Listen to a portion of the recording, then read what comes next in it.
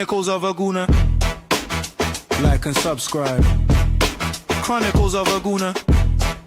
Harry Symeou time. Arsenal. Come on, you Gunners. Arsenal. Chronicles of a Gooner. This podcast is brought to you in partnership with okjersey.com. Looking for football shirts? Head over to okjersey.com and enter the discount code Harry for 8% off. Hey everybody, how's it going? Welcome back to the Chronicles of a Gooner podcast with me, your host, Harry Symeou. And I'm not going to lie to you, I'm feeling a little bit deflated today. And it's annoying because, you know, really and truly, we should have been sitting here this morning talking about Arsenal taking not just another step, but a major step towards winning that Premier League title. We should have been talking about Arsenal taking perhaps the most significant of all the steps we've taken so far, having extended the lead over Manchester City, who people still believe, and I still believe, are our biggest challengers, to 9 points. And although when you zoom out and you look at the bigger picture, Arsenal have extended their lead over Manchester City by an additional point, you can't help but feel that regret. And this is not the first time this season that Arsenal have had an opportunity to really accelerate away, to really strengthen and tighten their grip on this Premier League title, and we failed to do so. Now, if you go back to the earlier part of the season, there were opportunities there for us and we took them. And that's great. But at this stage now where, you know, we've come through the Christmas period, where we've come through, I would argue, the worst of our injuries, now is when I really wanted to see Arsenal sort of essentially put their proverbial boot on Manchester City's throat and move forward and progress and start to make things a little bit more comfortable so that we can, as the season develops and as the season goes on, make sure that we are, competing in the way that we should be across multiple competitions. You know, that's what I was hoping for. That's what yesterday should have given us. That's what yesterday should have brought. And it hasn't. So there is an understandable frustration. There's an understandable disappointment in the air. And I won't begrudge any Arsenal fan today for feeling like this. Now, again, I have to reiterate that the bigger picture is still a good one. And the bigger picture is still one that if you'd offered it to me at the start of the season, I'd have 100% taken it. I thought Manchester United had a chance of taking some points off of Manchester City yesterday, but did I think they'd go out and essentially outplay them the way that they did? No. And as I was watching that unfold, you're thinking, come on. The performance is there, but are you going to turn this into gold, Manchester United? And in the end, they did. And but for a few millimeters, it could have been more. So I think, I think bigger picture, it's by no means a disaster. It's not something that we should go too overboard about. But I think we're well within our rights to have a moan and a whinge and a complain about the performance that we saw yesterday. Because for me, you know, collectively, we weren't good enough. Collectively, we weren't at the races. But there were a number of individuals as well that were just so off it. It was unreal. And we could talk about Mikel's team selection as well. You know, he leaves Saka and Trossard out from the start. He plays Martinelli and Madueke. See Martinelli getting a lot of heat for the chance that he missed. Yes, he should score it. But I'm not going to blame him in isolation for Arsenal not getting the job done yesterday because, you know, he was taken off at halftime. Leandro Trossard produced literally zero. Noni Madueke produced zero. Bukayo Saka produced a couple of sort of moments when he came on the pitch, but not enough. You know, the striker change didn't really make enough of a difference. I don't know. I'm frustrated. I'm disappointed. I'm feeling underwhelmed. I'm trying not to let it seep into my analysis too much, that feeling and disappointment, because I think sometimes when you analyze stuff, if you sort of lead with emotion, you can be over the top.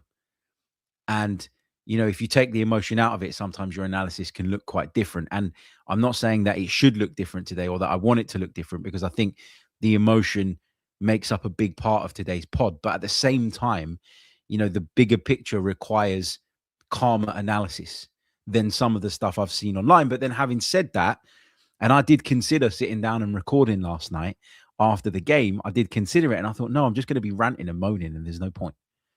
And there's going to be lots of conclusions jumped to, and there's not going to be enough measured, thought out analysis. And I don't want to put out that kind of content. That's not what I do. So yeah, challenging one to do today. It really, really is.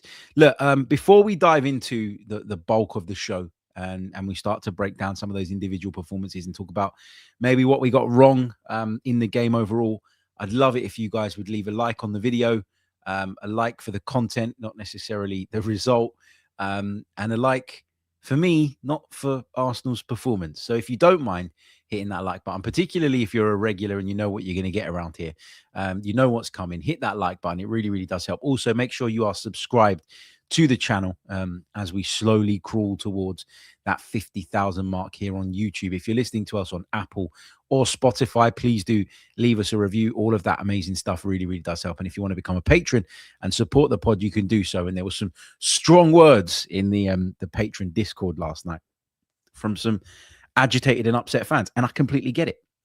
I completely understand it. They're well within their rights to feel that way. We are going to spend a fair chunk of time on today's pod as well, taking your thoughts and questions from the live chat as well. So yeah, keep your thoughts and views coming in throughout. Okay, shall we start with, we've kind of talked about the bigger picture, haven't we? Should have taken a massive step, should have taken a step that would have been the most significant of all the steps we've taken so far towards what will hopefully be a Premier League title for Arsenal.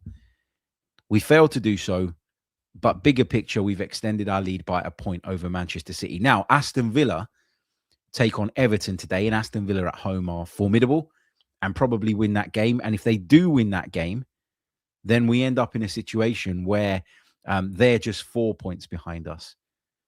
But how seriously are people taking Aston Villa? I suppose that will determine how you feel about that potential. You know, I look at Aston Villa and I think when the Europa League gets into the kind of business end, that might be where their focus goes. Unai Emery has got history for sort of prioritizing that competition.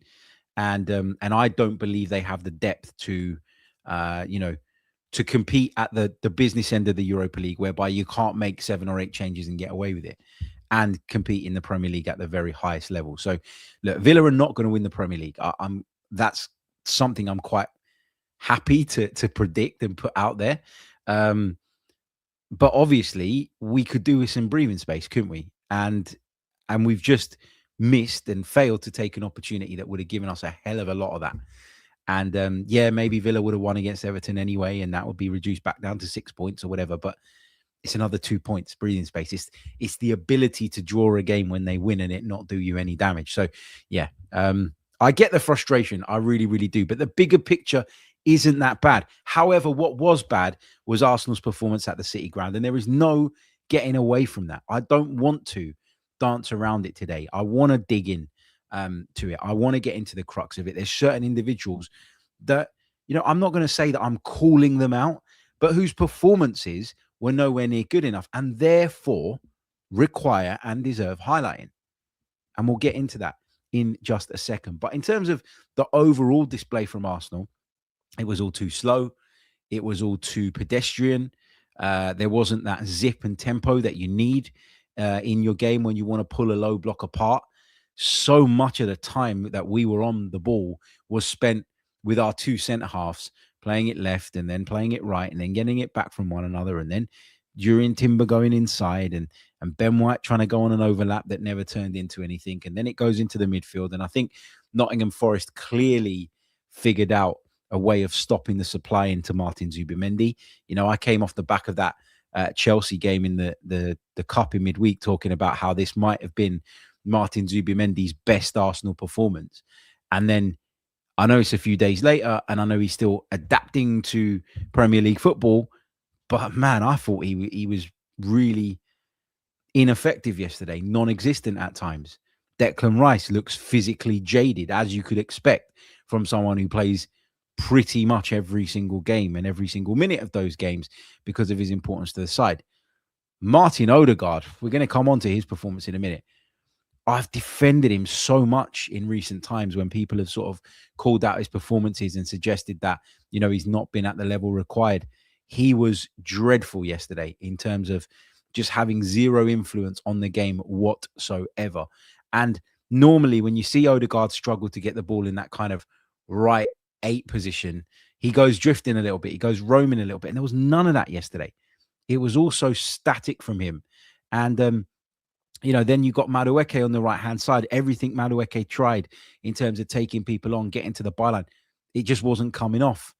And normally, it does come off with Madueke, at least on enough occasions to make it worthwhile that he was in the team. If we start, though, with we'll come on to the others in a minute. Don't worry, no one's getting off the hook. If we come on to the starting 11, though, in general, I would have picked exactly that team, barring the wingers. Okay, so there's 2 players that I would have picked that weren't in the team. I said I would have gone Trossard because I thought we were going to face a low block, which is exactly what we did. And Trossard feels like a better option in those scenarios. And I said I'd go with Bukayo Saka on the right. Now, Mikel decided to go another way. He went Madueke on the right. He went Martinelli on the left. Look, Martinelli generally is having a good season. So when you see that team selection made and announced, it's hard to be like up in arms about it at that point and at that time. And so what that makes us right now is hindsight merchants, right? Because we're looking back with hindsight and we're saying this was wrong or that was wrong. The other thing was Saka being left out. Now, Mikel sort of alluded to the fact after the game that Bukayo's been carrying some sort of knock, which I'm sure played a part in the decision to leave him out because he very rarely leaves him out. But I took it going into the game, not knowing that Bukayo Saka had taken a knock, as it being a massive show of faith in Noni Madueke. I think my comments when the lineup came out on X were great to see Mosquera back on the bench. It's great to have him back because we need that central defensive cover. Ethan Nwaneri not in the squad again, completely out of it because of the competition that is now fighting for a position in that team. And I also talked about the fact that Madueke being in shows a lot of faith in him as far as the manager's concerned. So I wasn't like sitting there going, oh, this is rubbish. Like, it's probably not what I would have done, but I always took faith and solace, I suppose, from the fact that we've got what Mikel calls his finishers on the bench available and ready to come on and impact the game should we need them to do so. The problem was that the starters did nothing and the finishers, you could argue, did even less in a lot of cases.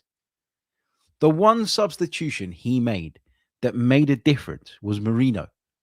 And I know people are going to start about that because they're going to say, Merino came on, missed a really good headed opportunity, should have put a good ball into the box, got it horribly wrong, etc., etc. But look at the difference in how Merino was able to free himself of the shackles applied by the Nottingham Forest defence versus Martin Odegaard in the game up until that point. So Mikel Merino coming on was probably the one change Mikel made that had enough of an impact to justify it, if you like. Merino was, as JY says in the chat, better than Odegaard on the day. And there's no getting away from that. Dav with a super chat. Thank you so much for your very, very kind donation to the channel, my friend. Remember, super chats will be read out for sure. He says, really bothers me when people say, relax, we're 7 points clear. No, we dropped points and we've opened the door for Villa to close the gap to 4. Yes, but we are 7 points clear of Manchester City. And I don't think it's unreasonable for people to believe that Manchester City are the most likely to topple us, that Manchester City are the most likely to sort of knock us off the top as the season goes on. I don't think that's a silly opinion to have.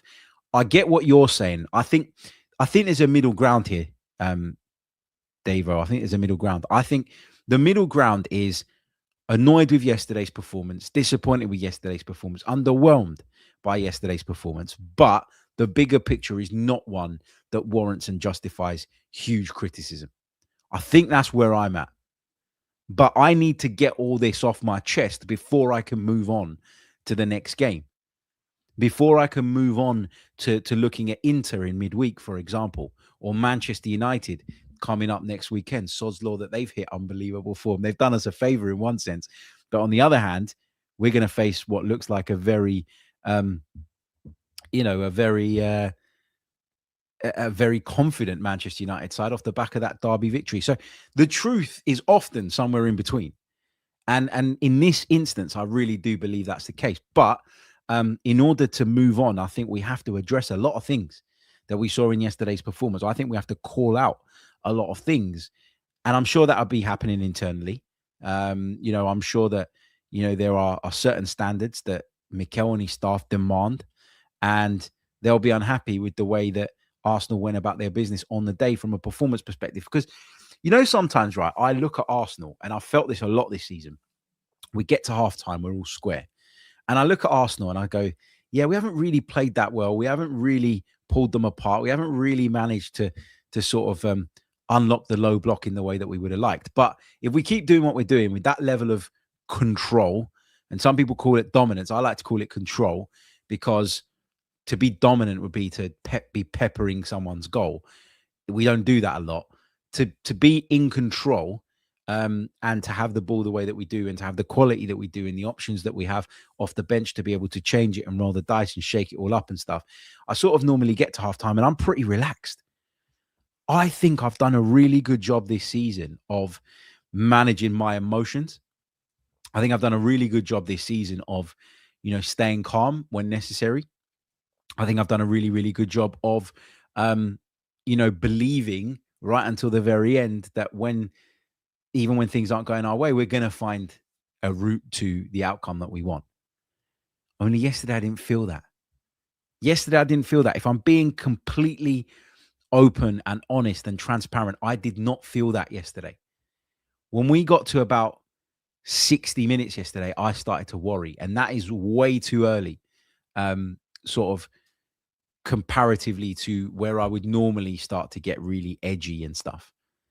So I felt it. I think everybody felt it. I think everybody that was watching could tell that Arsenal weren't at the races, that Arsenal weren't at it on the day, and that if we did not up it, or if no individual was able to find that moment of magic, we would struggle. And in the end, we struggled. We'll run through the team because there's a lot of performances that I think we need to pick out in terms of the overall game itself. Like, you can analyze it if you want, but how much more do you need to analyze it? Nottingham Forest sat in a low block, barely got out of their half, barely threatened our goal. Did they even have a shot on target? Let me just have a quick look at the match stats. I can't remember them having a shot on target. No, 0. Their XG was 0.34.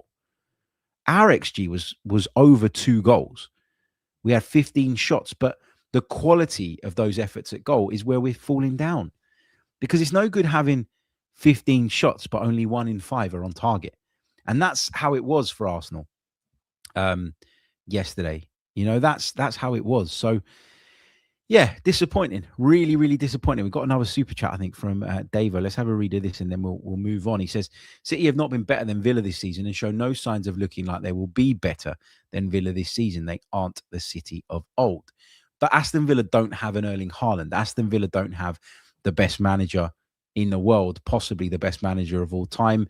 Aston Villa do not have the resources of Manchester City. They haven't just gone and signed Symeou, and they haven't almost got a deal over the line for Mark Gay, etc., etc. So I get that in terms of form and in terms of performing as close to their capacity as possible, you would say that Villa are better. But I don't fear Villa as much as I fear Manchester City. I'm sorry. That's just a feeling that I have based on years and years and years of watching Manchester City under Pep Guardiola, even if the team's not as strong as it once was. Look, let's take a really, really short pause. And when we come back, we're going to dive into some individual performances. We're going to work our way all the way through the team because nobody's escaping this one. There's a lot of players, I think, that were just nowhere near the level required. And I think it's only right that we highlight that so that we can all make our peace with it and we can all move on and focus on Tuesday night's game. Let's do it. You're listening to the Chronicles of a Gooner. Like and subscribe. That's right. You're listening to the Chronicles of a Gooner. Please do like and subscribe. I can see there are hundreds and hundreds of you with us on YouTube right now, which is amazing.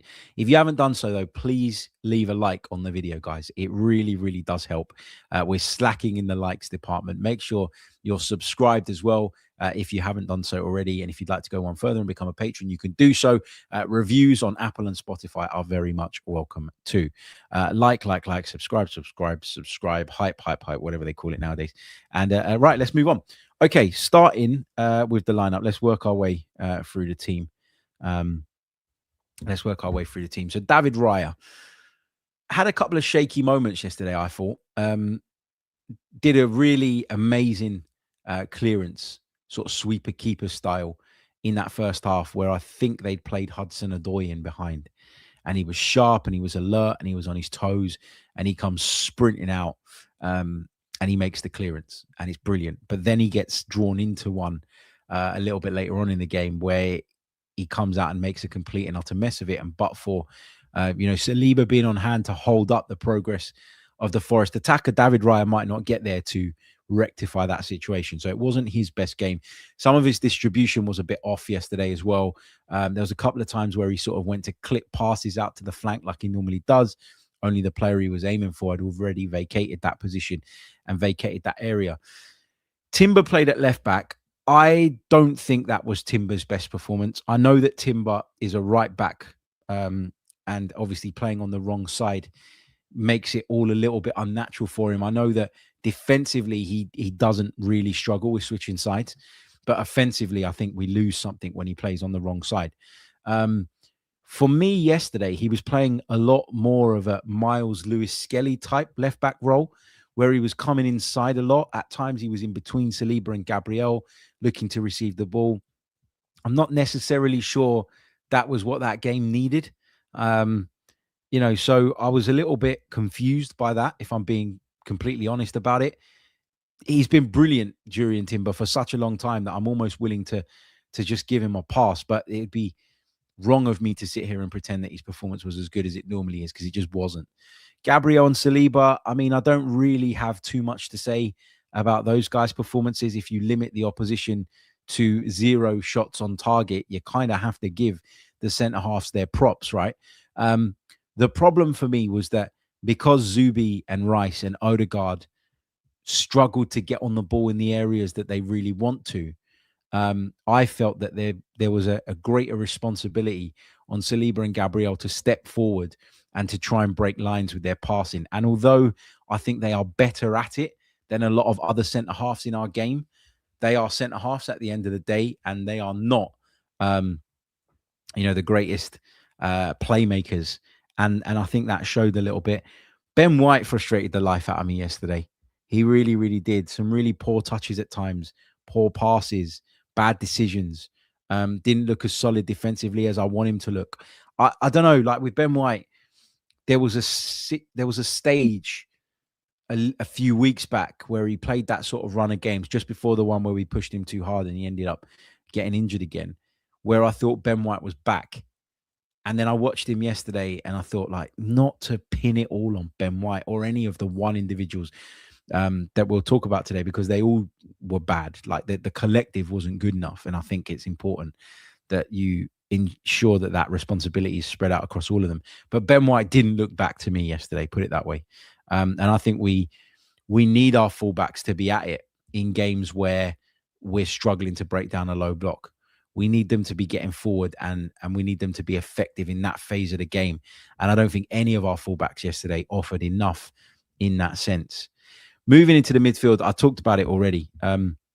Martin Zubimendi, nowhere near as influential as we know he can be. Nowhere near as influential as he was against Chelsea a few nights ago. And it's easy, isn't it, to watch that performance against Chelsea, where he was just all-encompassing, really good in every phase and every aspect of the game, and then think, oh, well, he's going to have a masterclass now, or he's going to build on this now.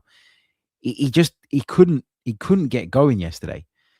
His passing accuracy was 82%. He completed 31 of the 38 passes. That's like, I'm just looking, I'm making sure that's his passes all through the game.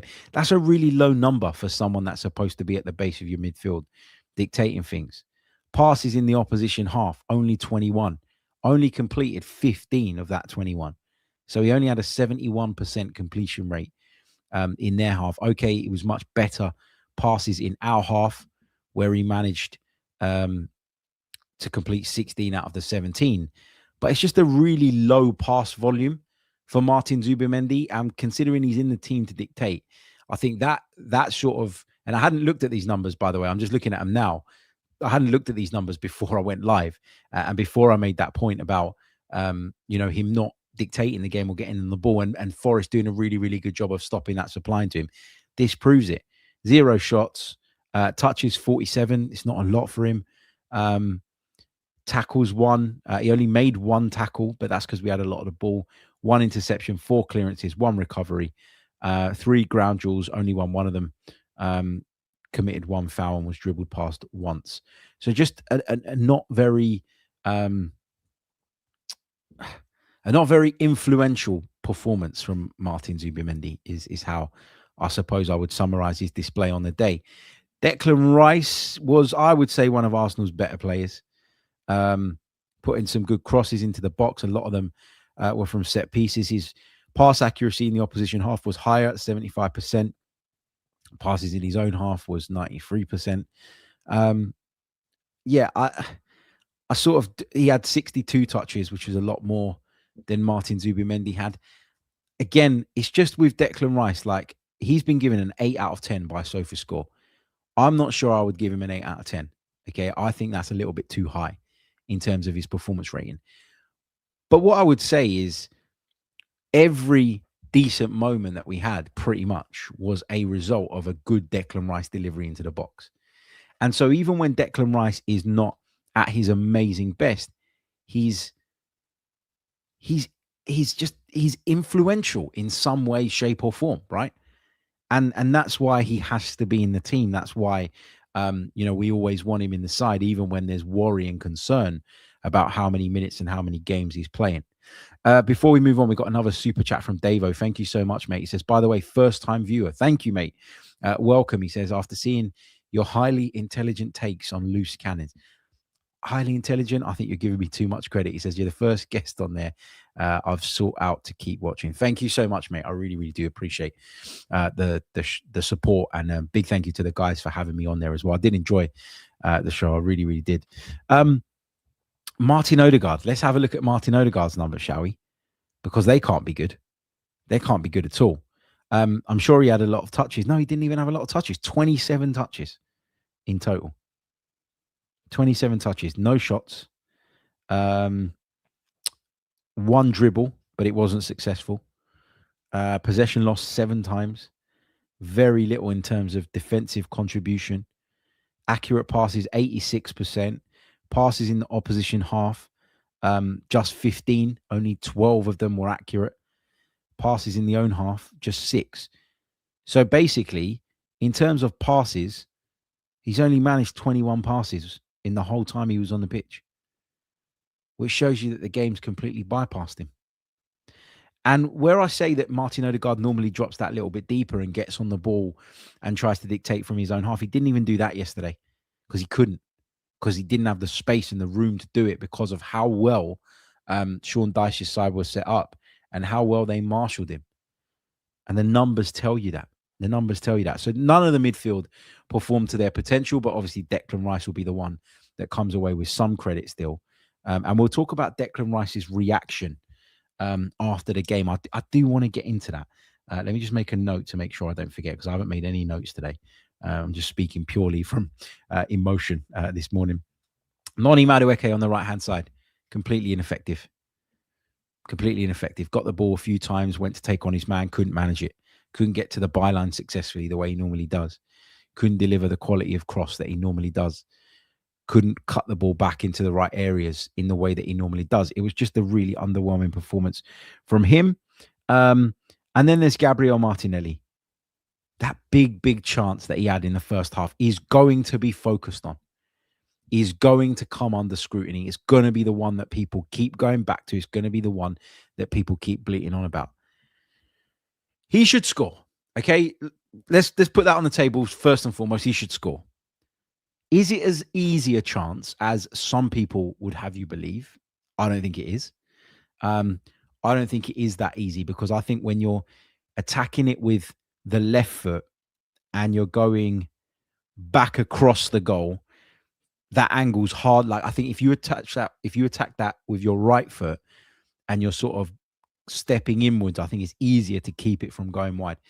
Again, look, at the highest level, you can make the case and make the argument that he should score, but I'm not willing, and I get a lot of stuff in the chat, a lot of people having a pop at me. Whenever I criticize Martinelli, I get people saying, you're so anti Gabriel Martinelli. First of all, I'm not anti any Arsenal player, but I think in this instance, I have to defend him a little bit, because if you are pinning Arsenal's failure to win yesterday on Gabriel Martinelli and Gabriel Martinelli alone, then sorry, you weren't watching the game.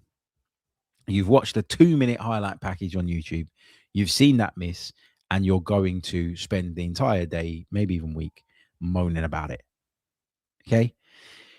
And then Victor Gyökeres.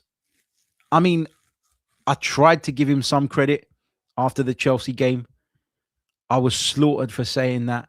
In my opinion, he's very, very lucky with the goal that he scores, because Ben White's delivery, as teasing and as tantalizing as it was, it only finds its way to Victor Gyökeres, who's in the dead zone as far as I'm concerned, positionally, because the goalkeeper makes a complete and utter mistake. Right? Simple as that. And when I said that, I got people going to me, no, you're being so harsh. You're being so harsh. Where was he yesterday? Where was he yesterday? I sent a message to my brothers at halftime, right? And I was like, how many touches has he had in that first half? Can anyone guess? He was on the pitch yesterday for 57 minutes. 57 minutes.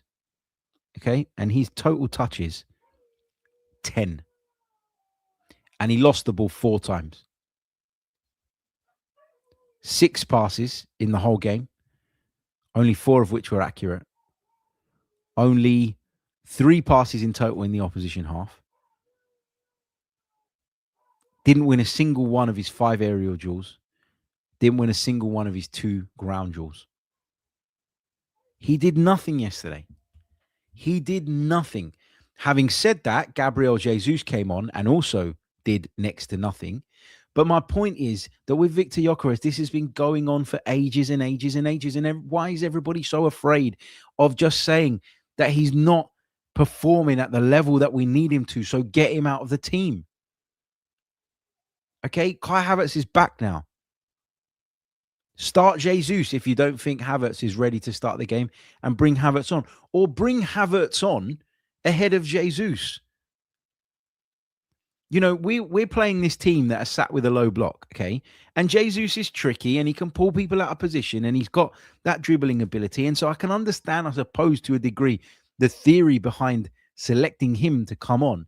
But ultimately, guys, at the end of the day, that was a game that was screaming for Kai Havertz. I sent a message to a friend of mine at halftime of the game, and I said, there's 3 players that need to come on in this game, okay? And one of them was Trossard. Okay, that didn't really end up the way that, we wanted it to in terms of the impact. Okay, the other one I said was Marino, and I do think Marino was impactful. And then the other one that I said was Havertz. Because Havertz has got the combination of physical strength and technical ability to unlock a team like that. At the moment, Victor Gyökeres is showing none of those things. Physical power, nope, not seeing it. He ran through on goal in the first half as a result of a mistake. And you just knew from the minute he took his first touch, he was going to get caught up to. At no point when he was running towards the Nottingham Forest goal did I believe that Victor Gyökeres was going to score. And that says it all. Normally when you're in a football stadium and a player runs through on goal, if it's a good player, it's a player that you back to put the ball into the back of the net, and you really feel that that's coming, you get off your seat, don't you? You get on it. I didn't even flinch. I didn't even move because I knew he was going to get caught up. And there in that moment, I realized that I'm just not that impressed with Victor Gyökeres. And no matter how hard I try to sort of scrape off the surface and dig a little bit deeper to try and find those positives, it's not happening for him at the moment. And we've got to accept that. And that goal that he scored against Chelsea the other night, it's nothing to ride home about. It's nothing to bang the Gyökeres drum about. It's nothing that tells me that he's turned the corner or is now at the level that we need him to be. And honestly, I still think we're going to win this league, and I still think we're going to be fine. Okay, I really, really do. But my God, we've probably got the lesser of the, and again, it's not to say he's a completely useless footballer or a really rubbish player, but I've said it for ages. He should be an option for us, not the option. I was wrong. I thought he was the one. I thought he was the answer. I thought he was the solution. He's not. That's become apparent now, more than halfway through the season. But what I'm struggling with is how the one that, in my mind anyway, my estimations, would be third in the pecking order of Arsenal strikers is the one starting all the time. I don't get it. Like, what's the thinking behind it? I'd love to know. Is it get him on, have him run, work hard, try and run people ragged, create space, create opportunities, tire people out, and then bring the others on to finish the job? Is that what it is? I don't know. I'm not seeing it with him. I'm really, really struggling with him. And to have that little touches in a game where we have so much of the ball as a centre forward, it's just not good enough. And I don't know what else we can say about it moving forward. I feel like we've all tried so hard to get on board with this, and it's not really working. Talk about the substitutions that Mikel made. Trossard on for Martinelli at half-time. Not impactful at all. Marino comes on and I thought did quite well. Maybe didn't have that finish or that killer pass that we needed from him, but created the kind of chaos that Martin Odegaard wasn't able to at any point in the first hour or so of the game. Bukayo Saka came on for Noni Madueke, had a couple of moments, had that header that was brilliantly saved by Sells, put the ball across the box a couple of times to good effect, but not the Bukayo Saka that, we've all sort of grown to love over the years. Jesus, ineffective. And Eberici Eze, I got to look at these numbers. How many touches did he have? 7 touches. 7 touches, not a single dribble. Played 5 passes in total during that time that he was on the pitch. I know it wasn't a long time, but 5 passes, 60% completion rate, 1 pass in the opposition half, and 3 in his own half. He did nothing.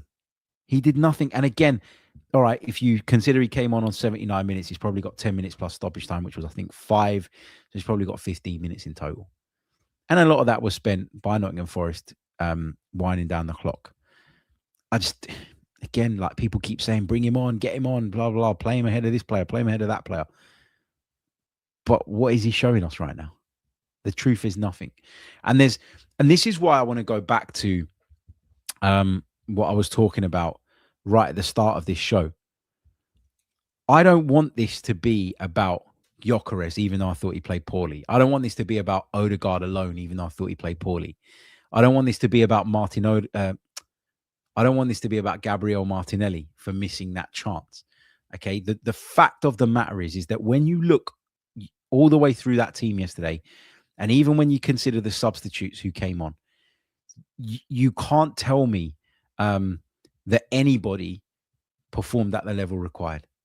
Collectively, we were so off it, it was unreal. It was one of those days where so many of our players were just beneath the level. And sometimes you get that in a game where 3 or 4 are off it, but 2 or 3 others really step up and they can cover that. And all of a sudden, you're getting the result and the outcome you want, and nobody's batting an eyelid or dwelling on those conversations at least. But this was really one of those days where every single Arsenal player, in my opinion, stunk the gaff out. Nobody performed at the level that we all know they can. Nobody performed at a level that, to me, is acceptable. And it's understandable that there'll be fans coming away from that game thinking, do this lot really, really want it? Like, do they really want it as much as we want it as supporters? The answer is probably, yeah, they do. But that thought is bound to come into your thinking, and it's bound to cross your mind when you watch a performance like that. It's easier said than done, but if I was going out onto that pitch knowing that Manchester United had just beaten Manchester City and there was an opportunity to be 9 points clear, I'd have been right up for it. I'd have been fired up from the off. And there was just no signs of that from Arsenal. And that's the big disappointment. That's the frustration. As I've said before, the outcome, the result, I can live with it because it's not a disaster. If anything, we've gained a point over Manchester City. Okay, we're going to lose some some ground on Villa, but we've gained a point over Manchester City. And if you'd have offered me that at the start of the weekend, I thought they were going to go and blow Manchester United away, given the disarray and the chaos that's ensued at Old Trafford of late. I would have taken this before the weekend, but it's the nature of the performance. It's the fact that we've missed another opportunity. We slipped up in that Liverpool game at home last time out in the Premier League. We really ought to have won that. We didn't. And so the more these opportunities come along and you fail to take them, the larger that seed of doubt grows about whether or not Arsenal can get over the line. So, yes, we have to look at the bigger picture, and the bigger picture is a good one. But my God, people are entitled to feel the way that they feel today. The key is being able to sort of compartmentalize that, draw a line under it and move forward without it being something that weighs heavy on your mind. Arsenal overall have been very, very consistent this season, but this was a stinker of a performance. This was Arsenal's dropping a clanger in terms of the opportunity that was there for us that we failed to take. I want to talk about the penalty appeal that Arsenal had late on in the game. I've deliberately left this till very, very late on in the show for a reason, and I'll get into that reason after this short pause. Don't go anywhere. You're listening to the Chronicles of a Gooner with me, Harry Symeou. You're listening to the Chronicles of a Gooner. Like and subscribe. That's right. You're listening to the Chronicles of a Gooner with me, Harry Symeou. If you're with us on YouTube right now, be sure to hit that like button. There are hundreds and hundreds of you with us live right now, but we are still shy of that like target. If we could get to at least 100 likes, I mean, that should be easy. That takes like 1 in 4 of you to hit that like button, and we'll be there. Just smash the like button. It don't cost a thing. It really, really does help. Make sure you're subscribed to the channel if you haven't done so already as well. All of that stuff really, really helps. Leave us a review on Apple or Spotify. Check us out on Patreon as well. Patreon.com/The Chronicles of a Gooner. The link is in the description. There is still a January discount available. Using the code that's in the description below, you get 25% off your first month. You get access to additional content. You get access to every single episode that we do, completely ad-free, plus access to our members Discord server, which is great fun. And there's some really good discussions that take place in there, building up a nice little family in there. I really, really like it. So do check it out. Okay. The penalty shout. Is it a penalty? Mikel Arteta, after the game, came out and said, yes, it's a penalty. He said, I saw it in real time. I saw it on the replay, and I've just seen it now. It's absolutely a penalty. Okay, so I, at the time, was 50-50 on this. I got to be honest, like, forget my bias and my allegiance. Obviously, when I see it the first time around on the replay, I was watching the game at home yesterday. I'm jumping up and down. I'm going, that's a penalty. That is Stonewall, blah, blah, blah. Then I see the replay and I'm like, I don't know. And the more and more I saw it, the less angry I was about it. Because of two reasons, right? The first one is that what does Ola Aina's arm and the contact it makes with the ball change in that scenario? What he's tried to do is he's tried to use his arm to keep the ball in play to prevent the corner. But we've got the corner anyway. That doesn't mean an offense hasn't occurred. I get that. But my point was, like, it's not like he's blocked a shot on goal. It's not like he's blocked a pass. It's not like he's taken it away from someone who was waiting for it. I just feel like it was one of those that if it had been given, the masses would have been saying, oh, their game's gone and that's soft and all the rest of it. Put it this way. I was so annoyed with Arsenal's performance up until that point. I wasn't going to be shameless enough to start screaming about that and lose my head about that in the evening. On balance, I do think it is probably a penalty, more a penalty than not a penalty. But again, I prefer to look at ourselves first. And this is where I think, we've had to, as a football club and as a team, shift the mentality. Because last season, when we had all of that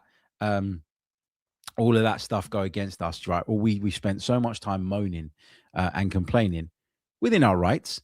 But what it did was it took away from actually some of the problems that we had and were experiencing as a team. And I believe that we we sort of allowed some of those problems to fester over the course of the season because we weren't willing to address them. Because when we weren't winning football matches, our first thing was look at the referee, look at the VAR, look at the decisions. And some of those decisions were diabolical. My stance on them has not changed even a year down the line in a lot of those instances, right? But my point here is that I prefer to look at ourselves. And I was looking at that and I thought, when I saw the first replay and I thought, maybe that's a penalty, my first thought was, we're flipping lucky if we get this. And that will say it's our season, won't it? Because I don't know. I'm not too fussed about it. And that's why I've left it to the end, because I think there are probably 10 different things that deserve and require highlighting before you get to that. And I get it as a manager, you know, when you come out and you speak to the media, you want to apply some pressure. You want to highlight that point. You want to protect your players to a degree. I understand all of that. So I get why Mikel said what he said. But me, hand on heart, if I said that I woke up this morning still angry and livid about that, I'd be lying. The reason I'm angry and livid is because the performance yesterday from Arsenal was not acceptable. And I put a post out on X yesterday, which kind of summarized my feelings shortly after the game. And in true, X fashion, you know, people take it the wrong way and start claiming you said something that you didn't. But anyway, my thing was this, and this is probably a good place to finish off my monologue on yesterday's game and then dive into the live chat box. I said, this is a great place to finish. The result, it's not the end of the world, given, of course, what happened at Old Trafford earlier in the day. That outcome, I suppose I can live with it. But that performance was so far below the level we expect. And that's why I'm angry. That's why I'm disappointed. That's why I'm frustrated. And I've seen certain people, you know, look at individuals and say it's because of him or that particular action involving X player, or it was because of that miss, or it was because of that failure to put the ball in the box, or this player underperforming. Just on a collective level, there were too many players that were not at the races yesterday that displayed poor and flat performances. And there's just no excuse for that. There's no excuse for that. I know people keep talking about the volume of games that we're playing. For a lot of those players, it was only their second game in the week, not a third. So this thing about playing 3 games in a week, yeah, fine. You got to prep for the game. I get it. You got to do the traveling and all the rest of it.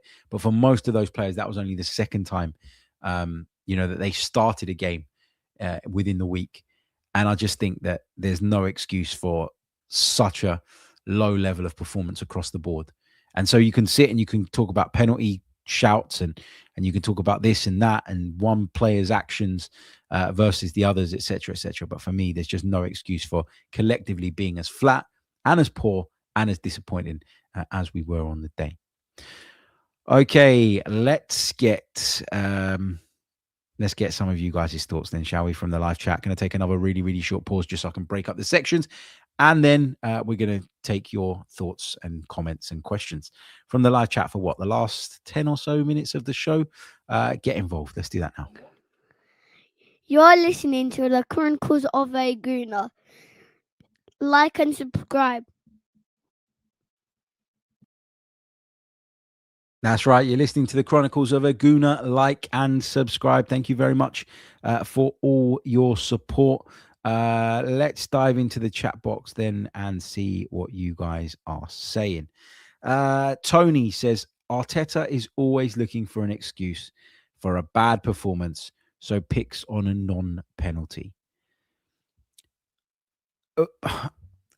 If you think that Mikel Arteta didn't go in the dressing room and lose his shit after the game, then I would question whether you understand his character at all. He's very animated. He's very passionate. He does care. And there is no way on God's green earth that Mikel Arteta went into the dressing room after the game and went, it's okay, guys, because we should have had a penalty. He would have ripped into them. The changes that he made at the points that he made them. This is a manager that we keep saying makes changes too late. We hear that all the time from the sort of Arteta sort of detractors, if you like. He made a change on our left-hand side at half time. And then he made another 3 changes before the hour mark had even come around. So Mikel Arteta was just as annoyed, disappointed, and underwhelmed, I think, by the performance as we were. I think as a manager, you are going to want to highlight that in the media because you want to apply pressure when the next game comes around, right? You want people to feel that you feel wronged. You want people to know that. You want that message to carry. And I don't think there's anything wrong with saying what he said in the post-match. I think we've got to be smart enough, and we should be smart enough and intelligent enough to understand that what he says in front of a camera is not necessarily always sort of the gospel truth around what his belief is at any given point after a match. Another Tony then goes on to say it's a penalty and any coach would do the same. This is not an Arteta thing. Yeah, look, and again, if you've got questions of Arteta, like there are probably some fair questions from yesterday. Why did you leave Saka out from the start? Why did you leave Trossard out? Why did Victor Gyökeres play up front? Was that forward line the right one? You know, all valid questions. You know, given that Jurriën Timber was basically playing like a Miles Lewis-Skelly. Should Miles Lewis-Skelly have played at left back? I wouldn't have picked him, but should he have played so that he could go into the middle of the pitch and do what he does best, which is get on the ball and make things happen rather than being a more conventional left back, a role in which we've seen him struggle at times this season. Like, if you want to criticize Mikel Arteta, I think there are loads of things that you can look at. His response to the penalty appeal, I think, is probably at the bottom of my list, if I'm being honest with you guys. Nuances of Fate says, we started the second half the same way we did against Liverpool. You have to wonder how much we really want it. Yeah, I think that for me has been one of the big frustrations from both of those games. It's not that we struggled to break them down when they were fresh and ready and concentrated. It was that when we needed to put our foot on the gas, we couldn't do it for whatever reason. So yeah, I think that's fair. What have we got?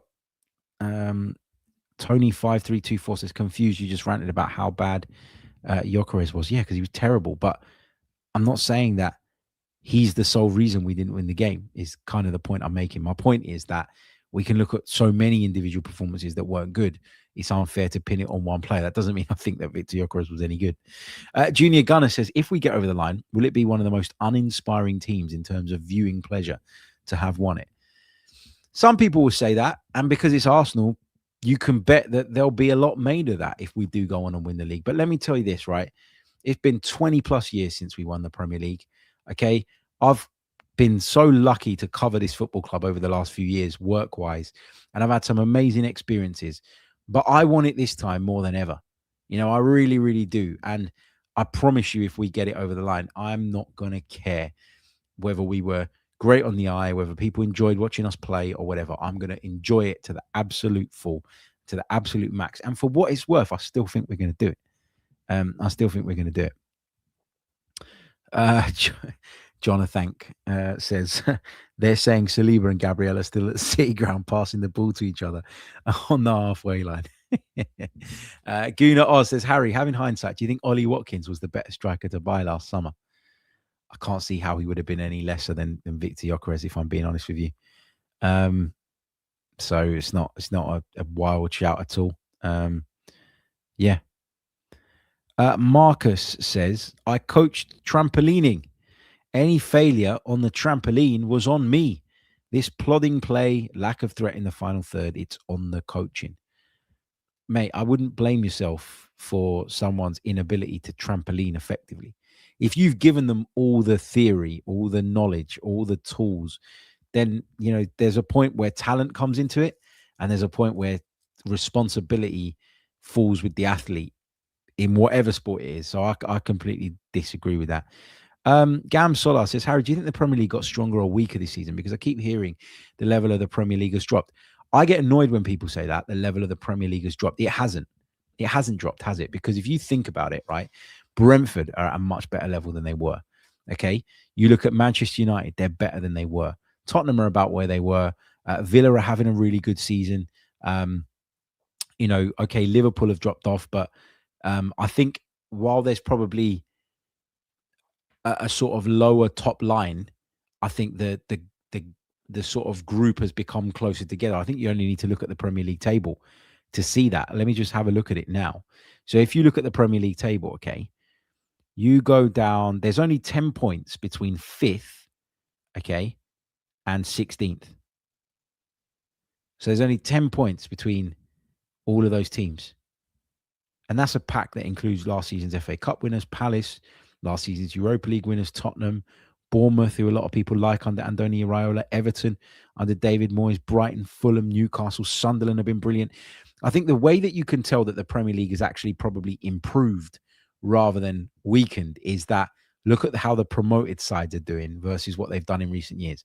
In recent years, it's been 3 promoted sides come up. They're all rubbish. They all sit at the bottom. There's no way of them bridging that gap between coming up from the Championship and competing with those that are more established Premier League forces. Leeds are in a great position at the moment. You know, Leeds are 7 points clear of the drop.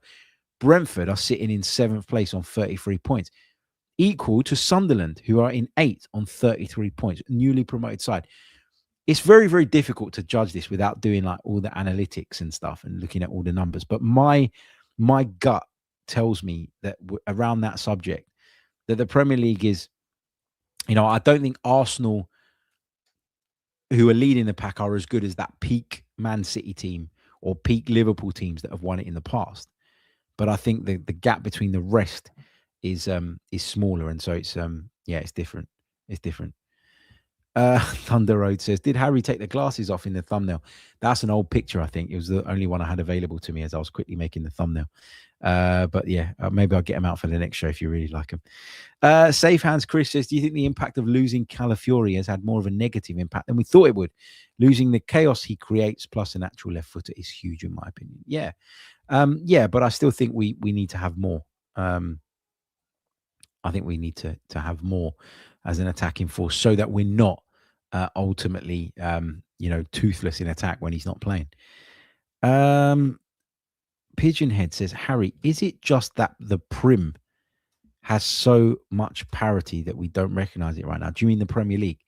That kind of feeds into the point that we were making before. Peter Stilianu says, time to drop Gyökeres and start playing Havertz or Jesus. I know they've come back from long-term injuries, but if they're fit enough to get on the bench, then play them. I agree. I've been saying for a while that it's time for Victor Gyökeres not to play. And it's time for a change to be made there for whatever reason. Mikel's been resistant to that. I've said that when Havertz comes back, for me, he becomes the number one striker. He's been back for a few games now. I'd like to see him get more minutes. I thought he should have got some minutes yesterday. And hopefully, he's not too far away from starting at centre forward because I think it will make a difference to our team. I really, really do. Anyway, when I talked about peak Liverpool, by the way, I wasn't talking about last season's Liverpool. I was talking about Jurgen Klopp's Liverpool. But anyway, this is ridiculous, right? You get these comments every now and again. Kojo Amra says, the top gooners. First of all, what the beep is a top gooner? It's some phrase that's been made up online. What's a top gooner? I literally talked earlier in the pod about how bad Martin Odegaard was on the day. So much so that I even went through how many touches he had, the number of passes that he completed. I talked extensively about how ineffective he was. So it's funny because, you could make smart and sensible points and have really good debates with people of different opinions, but you might want to listen to what they say before you come out with silly stuff like that, a phrase that you've heard from someone else. At least be original, man. Come on. I talked a lot about how bad Martin Odegaard was on the day. But maybe I'm not a flip-flopper. Maybe I don't want to sell players after 60 minutes of poor performance when you consider that in recent weeks he's actually been pretty good. But anyway, it's just I wanted to call that one out because it's like like whoever came up with that phrase, fair play, yeah, it's their phrase, copyright, whatever. But it's just funny when people regurgitate stuff that A, they don't understand, and B, makes no sense in the context of what we're talking about. And particularly when you're going to come out and moan that I haven't criticized the player for a bad performance, even though earlier in the show I spent a good few minutes on him, just as much as I did on anyone else. But yeah, anyway, got to go. Thank you so much. I'm going to leave it for now. I feel a little bit better. now that I've got a fair bit of all of that off my chest. We'll be back with some Patreon stuff a little bit later on as well. And I will see you all very, very soon. Until then, thank you for your support. Like, subscribe on the way out. Check out Patreon and all the rest of it. And I'll catch you all soon. Until the next one. Have a wonderful day. And it's not as good as it could have been, but it's also not a disaster. So let's try and react accordingly. Anyway, I will. Oh, hold on a minute before I go. Sir Antonio's block says, Harry never reads out or discusses any comments that are challenging. I'm out of here. I just did. Go on. Where's your comment before I go? Because I don't want to upset. I don't want to upset anyone. Let me scroll through. I'm trying to find your comment. Why don't you copy and paste it back into the chat and we can discuss it before I go. I don't want you leaving, suggesting that I don't answer comments that are challenging. There's loads of comments that I've missed because the chat has been moving so fast, and we're really, really lucky to have loads of you in it with us today. Go on, put that comment back in and let's discuss it, whatever it is. Someone said a super chat. I can't see another super chat. The super chats that have come through have all been read out. I'm going to give you like 30 seconds because I kind of want to go. Thanks to Wesbird for your very, very kind comments, as always. Mike Freeman says this is going to be genius. I can feel it. I'm still waiting. Or did he actually leave in a hump when he said that I don't read out his comments? I don't know. Maybe that's why he's not posting it in. I can't. Can you search in a chat? I don't know. I'm giving it like literally 20 seconds and I'm out of here, man. I'm out of here. Anyway, forget it. Let's go because it's not coming through. Maybe we'll get the pleasure of that challenge on the next stream. I don't know. Anyway, catch you all soon. Until the next one, take care of yourselves. Have a wonderful day. Up the Arsenal. Goodbye. Chronicles of a Gooner. Like and subscribe. Chronicles of a Gooner. Harry Symeou time. Arsenal. Come on, you Gunners. Arsenal. Chronicles of a Gooner.